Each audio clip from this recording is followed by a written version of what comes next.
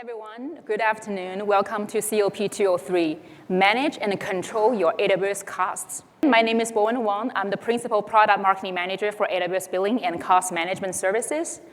Been with AWS for over 9 years, mostly focused on enabling builders, business and finance leaders to scale on AWS confidently. Prior to AWS, I was one of the first few hires of a technology startup company specializing in software development. Still have vivid memory of how conservative we had to be in acquiring technology resources because of the locking investment risk and the lack of transparency, to be honest. And I'm truly passionate about the level of transparency, agility, and control AWS can offer to customers and cannot wait to share some of the tips with you today. And I'm Matt Burke. I'm a Senior Technical Account Manager here at AWS, as well as an Enterprise Support Lead based in New York. And part of the reason why I'm here is I help lead a team of Cloud Financial Management Specialists as part of our AWS Technical Field communities. So if you've asked your account team to bring a specialist in, they probably come from someone on my team.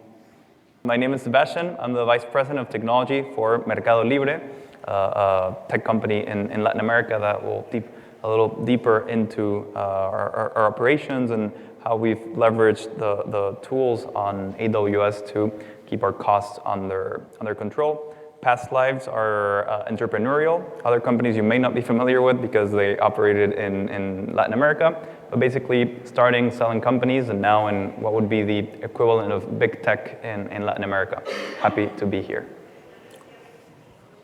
So we're going to talk about how to do all that today. And to start, we're going to talk about governance, control, and agility with Bowen. Then we'll talk about how to deploy guardrails in your environment and how to monitor and alert on your cloud costs. Then we'll talk to Sebastian, and he'll walk you through how Mercado Libre walked through these common customer problems and how they solved them. Finally, we'll wrap everything up with a quick summary and next steps. So I'll hand it over to Bowen to talk about cloud governance. Thanks, Matt. Like you, many customers adopt AWS to support your digital transformation journey in order to meet the ever-changing business conditions and evolving customer needs. By working with hundreds of AWS customers, we came to understand that the business value of AWS goes beyond just the reduction of total cost of ownership. AWS economies of scale, high availability, and agility help reduce business risks, improve operational resilience, and sustainability. For example, with the recent launch of Customer Carbon Footprint tool, you can now track the reduction of the carbon emissions by operating on AWS.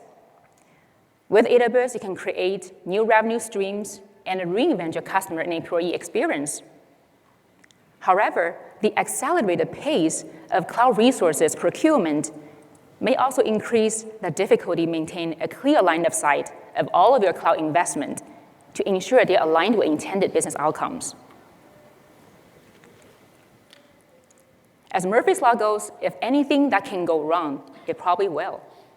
Without guardrails to control and govern your cloud spending, autonomy for users may result in disparate cloud bills, unexpected or unexplainable charges, and can increase compliance and security risks. When employees cannot get access to resources to do their jobs, they may get frustrated and start using their personal cloud accounts out of convenience and frustration, or spin up non-compliant resources. Cloud governance helps put in place the required framework for your team to easily access the breadth of cloud resources that are still within compliance and budget constraints. And also in that process of cost governance, you raise the leadership confidence in the cloud and establish a cost accountability for everyone in the organization.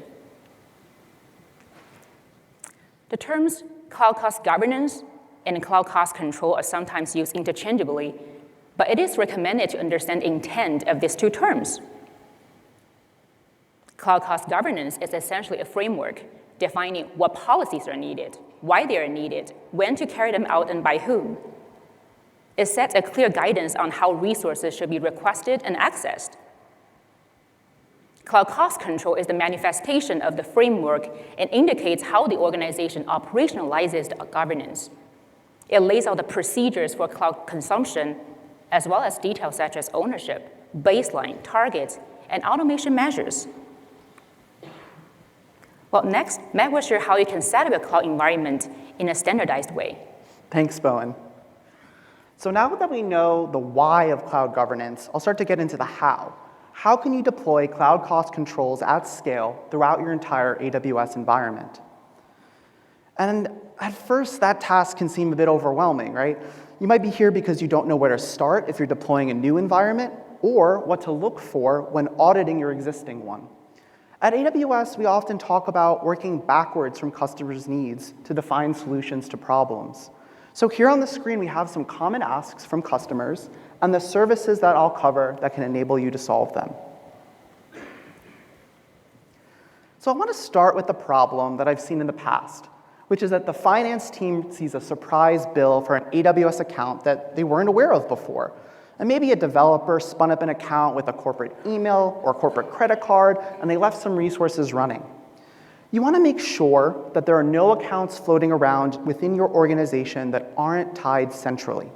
Keeping all of your accounts within one or more consolidated billing families will discourage what we call maverick spend.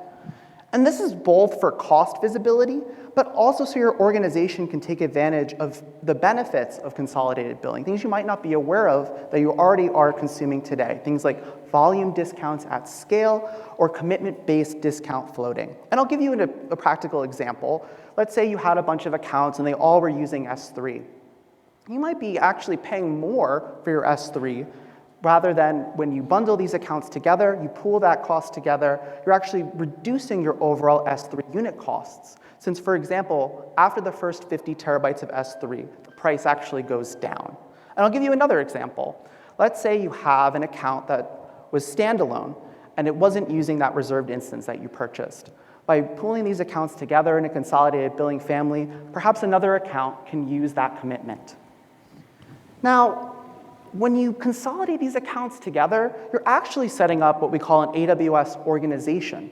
And you're not only getting that central management of costs and billing, but you're also getting this ability to start structuring your AWS accounts into different organizational units.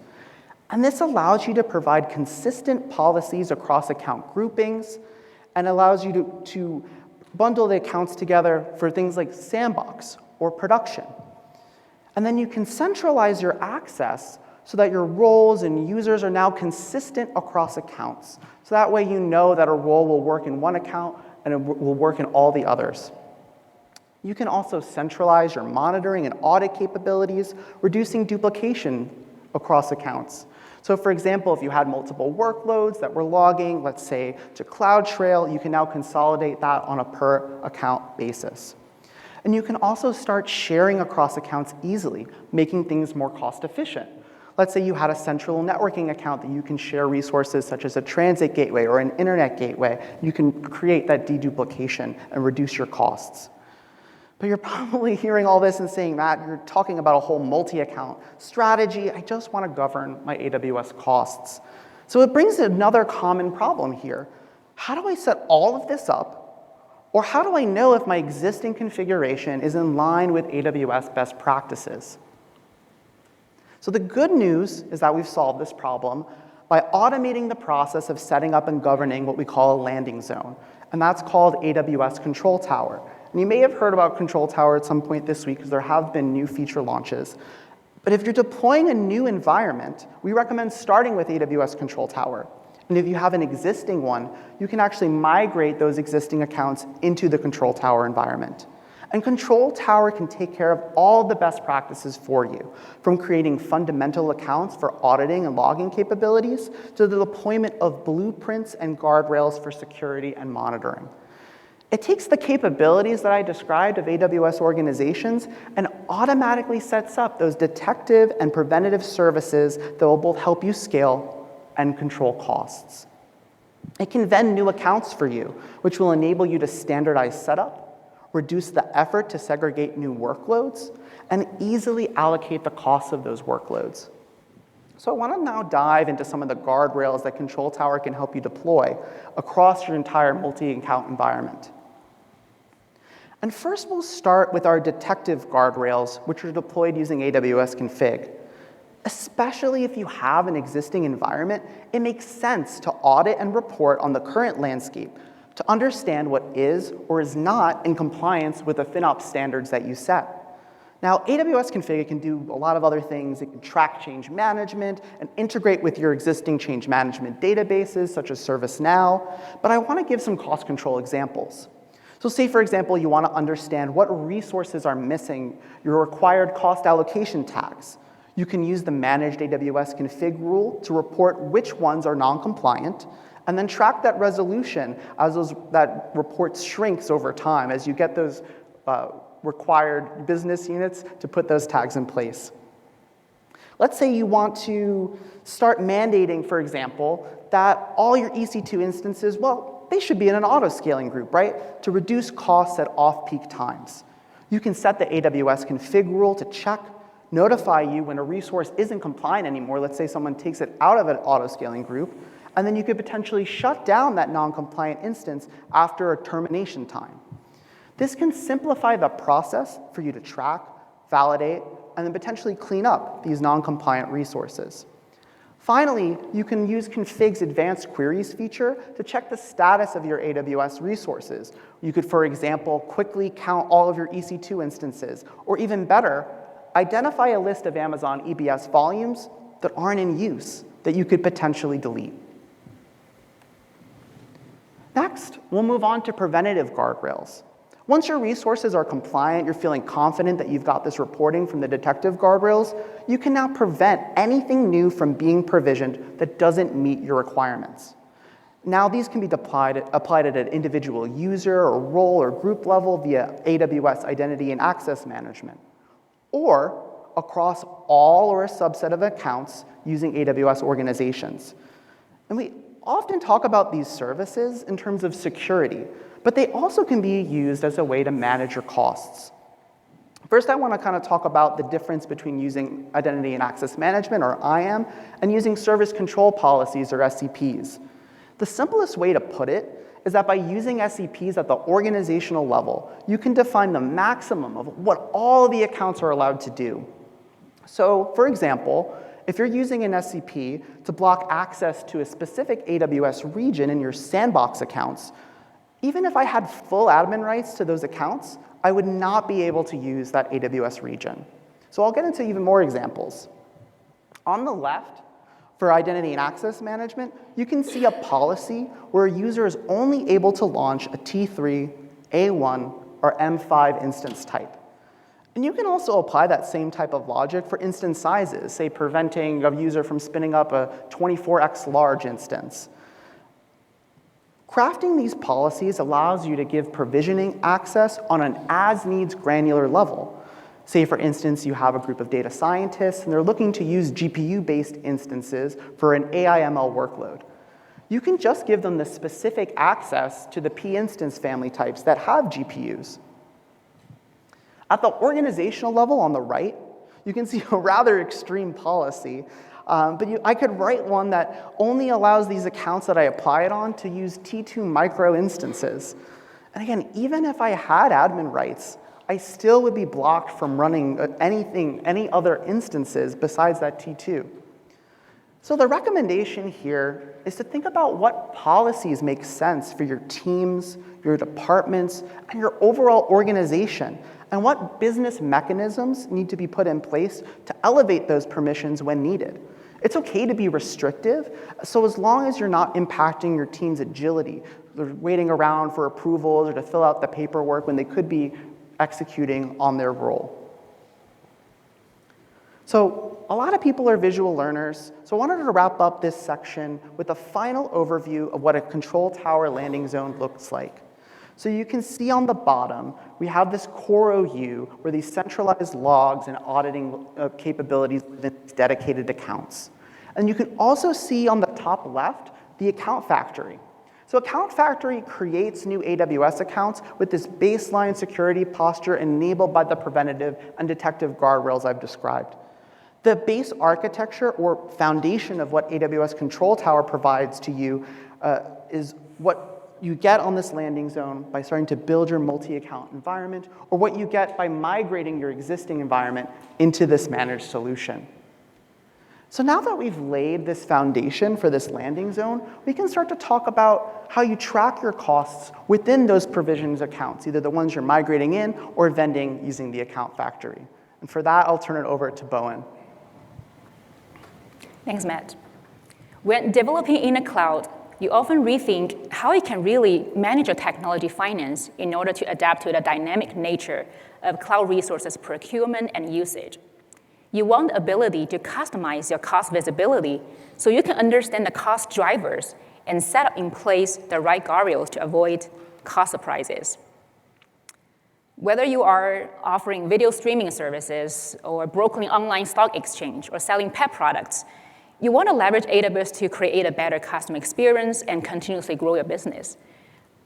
As your business grows, your total AWS spend and resource consumption may very likely increase as well, and that can be a good thing. But in order for us to understand whether you are using AWS efficiently, we want to take a look at your unit cost. If you are doing a great job managing your cloud finance, ideally your unit cost should be decreasing, which means with each incremental video streamed, stock exchange, or pet product sold, you are spending less on AWS. Our recent survey conducted with 451 Research shows that 81% of survey respondents witnessed overspend, ranging from 25% to 200% above their budget amount. But their cloud unit costs stay relatively flat despite inflation. Like we mentioned, not all overspend is a bad thing, but you need to understand and identify the owners and reasons behind your cost and address any unnecessary spend. So once you're ready to build in AWS, you assume you have questions about how can I track spend against my budget, or how can I quickly detect and address any unnecessary spend. Next, we'll take a look at a few resources that can help you establish the foundation for cost reporting and monitoring. The foundation of cost monitoring starts with linking resources back to relevant business entities, teams, projects, applications. You can align account creation with financial reporting structure with AWS organizations, as Matt mentioned earlier. Or you can implement a tagging policy so your resources have the right data to answer questions such as, what is the cost center? Which application is this resource tied with? But we understand sometimes organizations start your journey without a clear understanding of my cloud resources or clear map of my cloud accounts. Or frankly, they not have the resources or rigor to implement the tagging policies. So if you just want to have more flexibility now to start grouping your accounts and services for cost reporting and distribution purposes, or just want to have an easier way to create a structured accounts and resources hierarchy, you may want to take a look at AWS cost categories. You can create a cost category, for example, dev team. Add cost category values, which are individual values belong to the same cost category, in this case, testing, staging, production. These cost category values are built with dimensions and your own custom logic. Currently, cost categories support 5 kinds of dimensions: accounts, services, cost allocation tags, charge type, and other cost categories for a structured hierarchy. So how many ways can you slice and dice your AWS cost and usage data? Well, there are a lot of ways, but the easiest way for you to aggregate your cost and usage information is to use out-of-the-box filters available in all AWS cost management products. For example, in AWS Cost Explorer, you can group your information by service, region, usage type, linked accounts, cost allocation tags, etc. We just talked about AWS cost categories. Once set up, your cost category name will appear as the header of a new column in your cost and usage report, also known as CUR, and as a filter in other cost management products. The new retroactive feature of cost category allows you to create new cost category or update existing cost categories today and apply those rules to previous usage for up to 12 months.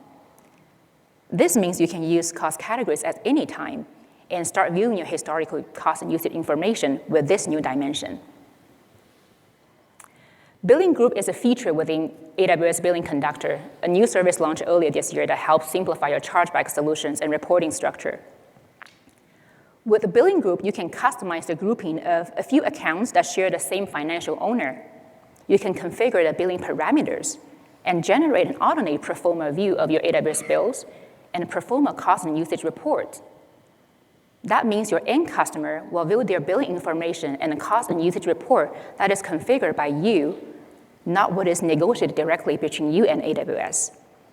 You can also share free tier benefits and savings plans and other commitment-based discounts among accounts within specific billing group, or create custom line items to distribute shared credits and shared services costs. Many of you have used AWS Budgets and understand its ability to create custom budget thresholds for costs at an aggregate level or at a granular level, and receive notifications in your email inbox, designated Slack channel, or Amazon Chime room.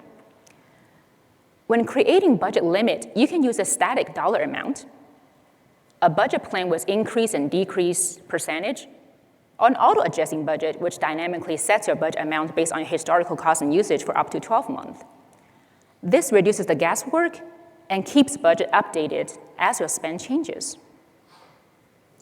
With the new simplified one-click budget templates, you can quickly set up budgets for commonly used scenarios.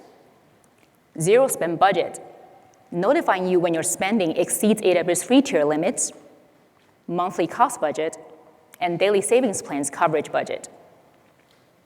AWS Budgets also added 2 new dimensions, invoicing and legal entities. That means you can set budget and start tracking costs by a specific AWS seller of records, for example, Amazon Web Services EMEA, or start tracking costs associated with specific AWS Marketplace seller via the legal entity. So it can be time-consuming to keep checking on your costs and usage to avoid cost surprises. Therefore, AWS offers several kinds of cost alert notifications to keep you informed. AWS Budgets monitors your total AWS cost, granular AWS costs, usage, running hours of EC2 instances, gigabytes of S3 storage, and alert you when your actual cost and usage exceeds the limit or is forecasted to exceed the budget threshold. For those of you, if you purchase reserve instance and savings plans, it is highly recommended to set alert for your coverage and utilization rate so you can be alerted when utilization coverage rate drops below your targets. You can also delegate actions to budgets. AWS budget actions can automatically apply IAM policies, service control policies to restrict resources usage or target specific running EC2 or RDS instances. AWS cost anomaly detection leverages advanced machine learning technology to analyze your spend pattern and takes into consideration of organic growth and seasonal trends. It alerts you when the delta between the actual spend and expected spend exceeds the limit. For each anomaly detected, you will receive details such as total cost impact, root cause analysis prepared by AWS, so you can save time and be more focused in your investigation. CloudWatch Billing Alarm is one of the first few cost alert features offered by AWS. Although newer services such as AWS Budgets, cost anomaly detection now offer more robust cost control functionalities, AWS CloudWatch Billing Alarm does have its own differentiating benefits because it is based on your estimated AWS charges, so it can send you more timely alerts several times a day. And you can also set up alerts based on other system-level performance metrics, such as CPU utilization rate, and apply alarm actions based on these metrics. So here we highlight again the difference between AWS budget alerts and AWS cost anomaly detection alert. AWS budgets look at whether your spend is under a specific dollar amount. AWS cost anomaly detection evaluates your historical spend pattern. So you can have budget alerts for organic growth that do not appear as anomalies, but at the same time, you can have anomalies in spend that do not meet the budget threshold. Our recommendations for budget or cost anomaly detection alerts are maintain fewer quality alerts to ensure when to take action, and only send alerts to a focus group of recipients so the responsible parties know when to take actions. To evangelize and implement cost governance, collaboration across functional teams is critical. IT, engineering, finance, and operations should align on policies and prescriptive cost control measures for key decision-making points or day-to-day operations. For example, for a new workload, an existing architecture, or service launch, ensure design and setup are compliant with cost governance policies. There should be a checklist for requirements, shutting down test environments, having reserved instance and savings plans ready to be executed, applying resources tags, creating cost explorer and budget reports, and scheduling resource utilization review meetings. Next, cost impact should be introduced to change management process. Just as you have an owner, a change management window, and a rollback process, make sure your cost impact of changes is visible to your stakeholders so you can set expectation and avoid surprises down the road. And lastly, incident management. You want to leverage existing process or create a new one so long that you can trigger spend anomaly triage for timely root cause analysis and remediation of overspend. And next, we are very excited to have Sebastian Barrios, VP of Technology from Mercado Libre, to share what they've learned from their 20 years of experience in balancing cost control and business growth. Thank you very much. Can you hear me? No? Yes, you can hear me. Perfect. It's a pleasure to be here. I wanted to start setting the mood with a quote that I really like and we use a lot in Mercado Libre. For one reason, Jorge Luis Borges is a very famous Argentinian writer. Our company started in Argentina, but also because Borges talks a lot about mathematics, infinity, and in this case, how tough it is to build things that last, to build things in the face of entropy, and related to this conversation of what happens when things go out of control. And before starting, I wanted to ask you, how many of you have platform teams in your organizations or something similar? Perfect. One last set of questions also just to get an understanding on the sizes of your organizations. How many of you work for companies with over 100 people in technology and IT? How about over 1,000 people? How about over 10,000? Perfect. So there will be content for all of you. And let me start with a trade-off where we have on one side the quality of what we're doing, the speed at which we're moving, and when we talk about quality from within our platform team, we include cost and efficiency. And this idea, and I like the term maverick, of when you're moving too quickly, you're probably compromising on quality. So what can a platform team do? It can obviously help teams choose where they want to stand on this line, but hopefully we can push the line and we can move the whole thing. So that trade-off still has to happen, but it can happen on better terms, and teams can move at a better rate, both in quality and speed, for the same point on the original line. Many of you are, as I mentioned, not familiar with Mercado Libre, so I wanted to take you through a bit of our history. This graph, the line represents the number of employees working in technology, IT, technology, product development, and I marked some important milestones. The first one is that we started with a monolithic architecture. That's what we have, a cube there, with a very small team as well of around 170 people. This team took the company straight to the IPO, as did the monolith. Monoliths get a bad rep, but I think they can serve their purpose very well. When the organizational challenges with a monolith started to reflect in us deploying less often to the cloud or basically changes to our product, we decided to break everything up into microservices. And the decision there was not based on the technical merit and, for example, the increased resiliency of products, but in allowing our teams to work more independently and not having to wait for each other for committing changes. So to give you some statistics on whether this was a success, when we lived with our monolith, we were deploying maybe once or twice per week changes to production. And now we're doing over 10,000 deploys per day. So many orders of magnitude improvement there. Then we can jump all the way to 2015. We have the logo of a bear. We're going to talk about him a lot because we call our internal development platform Fury. The logo is a bear. And in 2015, 2016, we decided to officially start it as an internal product and to have an official product team.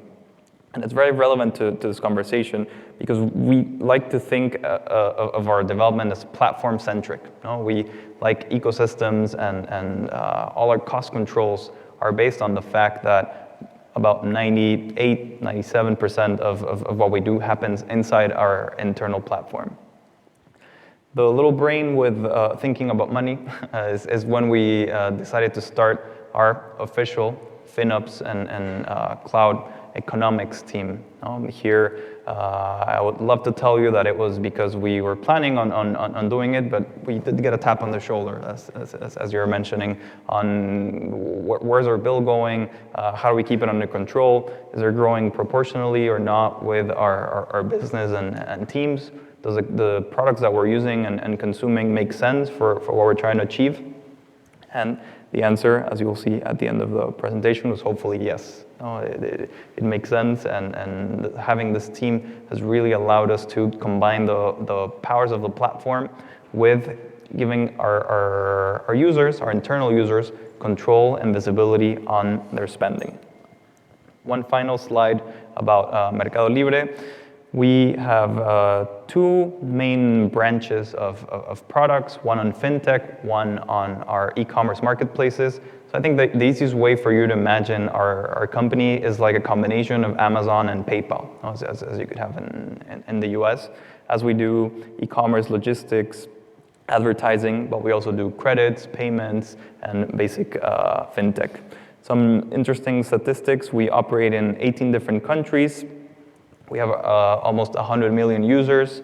We have over 11,000 developers writing code in our platform. Our platform handles around 12 million requests per second. And this 2.2 thousand SKUs, I got this question when we were reviewing the presentation, is not what we sell, it's what we use in terms of cloud products. So it's a very large number of different things to keep track of and to control. A lot more than a single person can keep in their head. As I mentioned, Fury, our platform, is at the center of how we do product development at Mercado Libre. It allows us to provide a consistent and unified developer experience. It allows us to reuse a lot of components and abstractions where we can basically reduce the cognitive load of our developers and users, allowing them to be more agile.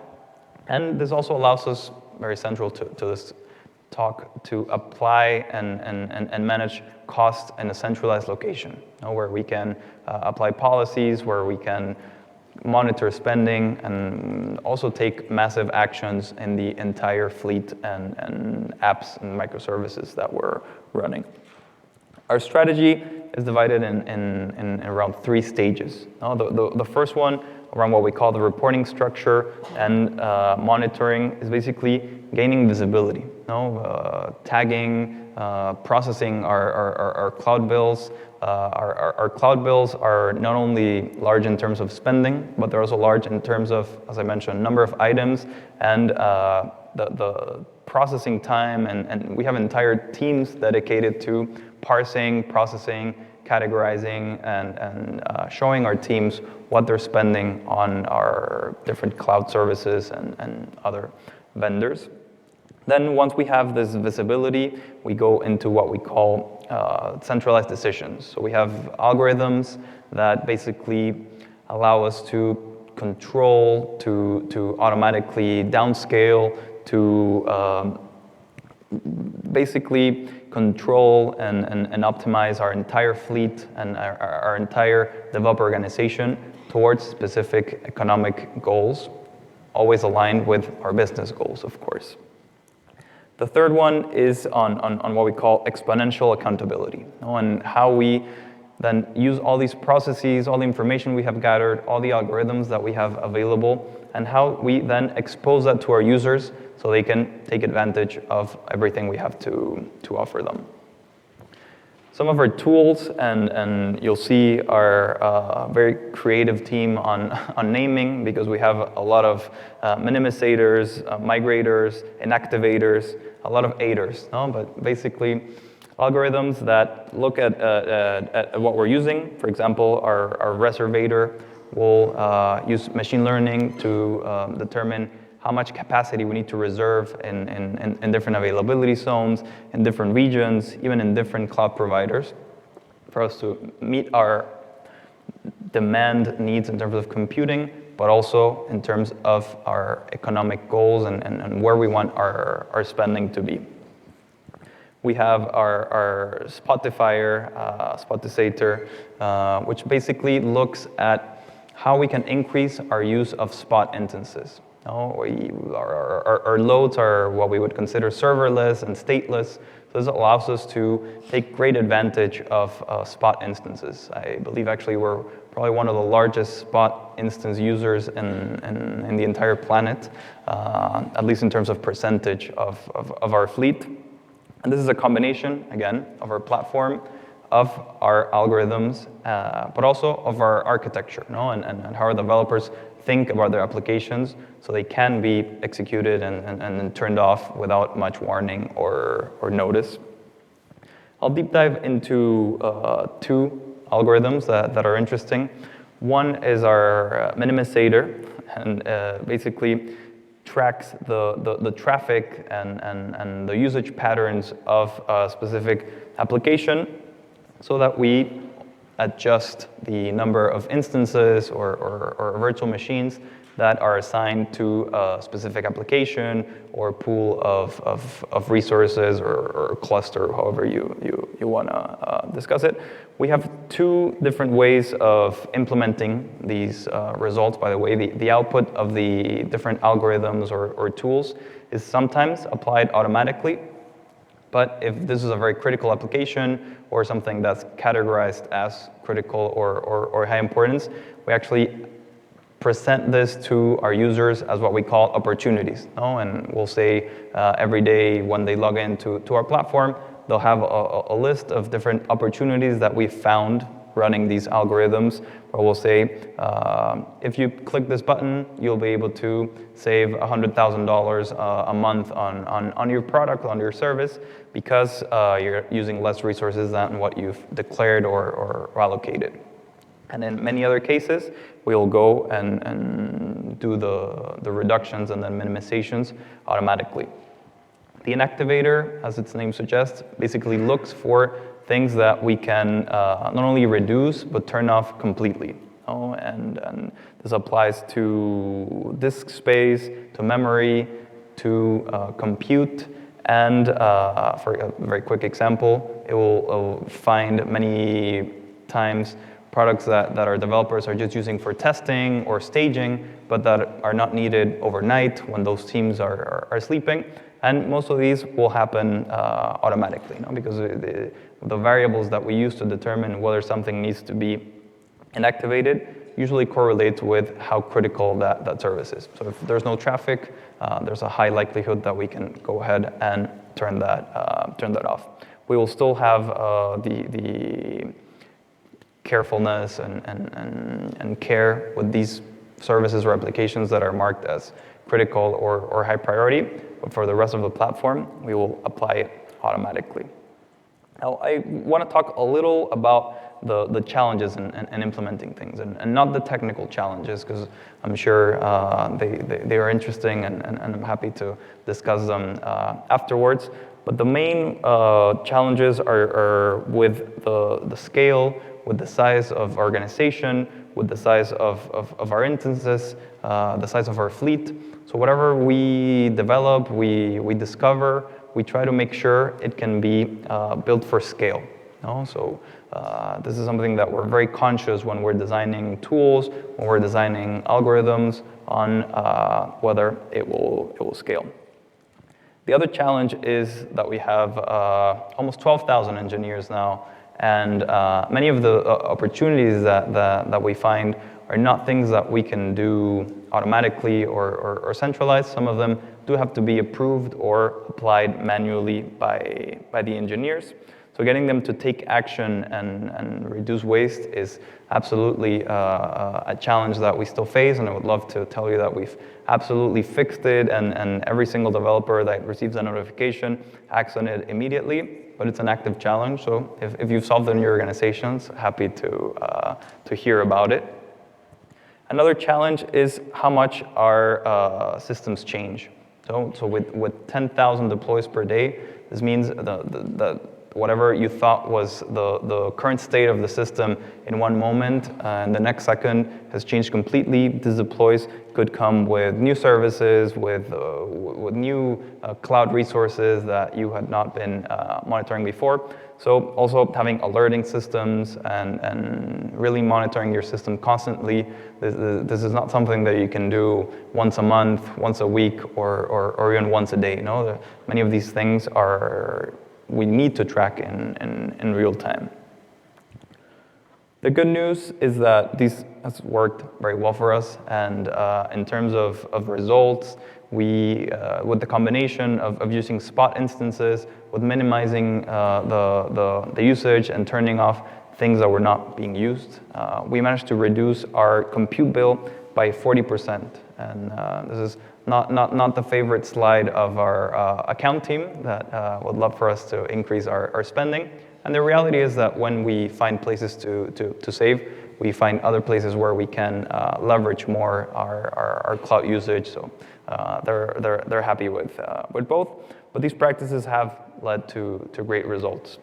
And some of the lessons learned that I think would be useful for organizations of any size is, of course, to keep it simple. So you saw a long list of things that we do, but I could also tell you that about 80% of the results come from 20% of the effort. So the typical 80-20 rule applies here. So keep it simple. Create your teams. I think one of your questions was how many of you are going to go back home and start your own teams dealing with FinOps or cloud centers of excellence. So it's definitely an investment that pays off very quickly inside of large organizations. Invest in automation as well. This is something that's very hard to keep track of manually or in spreadsheets or in people's heads. So definitely invest in tooling and automation. And the last one is I wish I could tell you we did this on schedule and on time and when it was the best moment to create a team, but we wish we had started sooner. So if you're in that position, that's also something that you can learn from our experience. Thank you very much.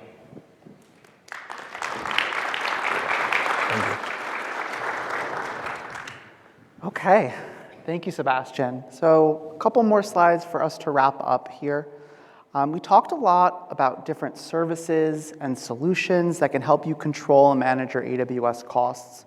And this fits right into our overall AWS cloud operations model, which identifies 3 distinct phases of cloud adoption. There's setup, where we talked about using AWS Control Tower to establish compliance and guardrails for cloud spend. Then there's build and migrate, where your workloads are either created or migrated into these secure accounts. And finally, operate, where services like AWS Budgets and cost anomaly detection can monitor your environment to detect any potential overruns and allow you to remediate risks quickly. However, and part of what Sebastian mentioned is the most important part isn't an AWS solution. It's the business work of defining, publishing, and enforcing cloud financial management policies throughout your organization. Transitioning to a cost-aware culture takes time, and it needs sponsorship from your leaders in order to implement. Even once it's in place, as Mercado Libre demonstrated, you'll need to consistently evaluate those policies to make sure you have the right levels of safeguards without impacting the agility of your teams. If you want to learn more about other offerings or tools that can help you on this journey, we have a ton of other sessions. It's early in the week, specifically for cloud financial management and cost optimization that you can attend. Thank you, everyone, and thanks so much for joining, and have a great reInvent week.